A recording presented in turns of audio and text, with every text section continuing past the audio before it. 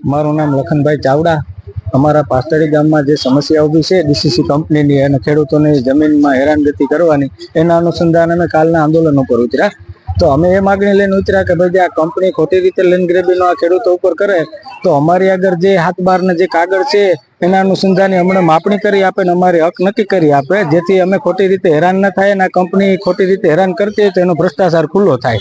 અને પ્લસ ગામ લોકો દ્વારા હમણાં એવી પણ રજૂઆત મળે છે કે એ કબજાની અંદર જે સ્કૂલ છે ત્યાં સુધીનો કબજો આવી ગયેલો છે. તો સ્કૂલ ઓલરેડી ચાલુ છે અને ગામના લોકો અહીંયા અભ્યાસ કરે છે, તો એ બાળકોનો શું ગુનો? હવે જો સ્કૂલ જર્જરિત ન હોય ને એમ છતાંય કંપની પાડવા માંગતી હોય તો આ અમે સાખી નહીં લઈએ.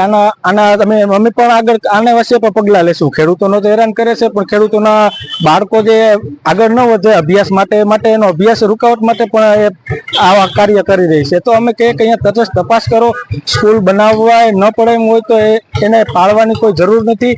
એટલે સરકારને અમે માગણી કરીએ કે ભાઈ અમારી હક દિશા નક્કી કરી આપો અને સ્કૂલનો પણ જાળવણી રાખો કે જેથી અમારા બાળકો પણ અભ્યાસ કરી અને દુનિયાની હરોળમાં રહી શકે.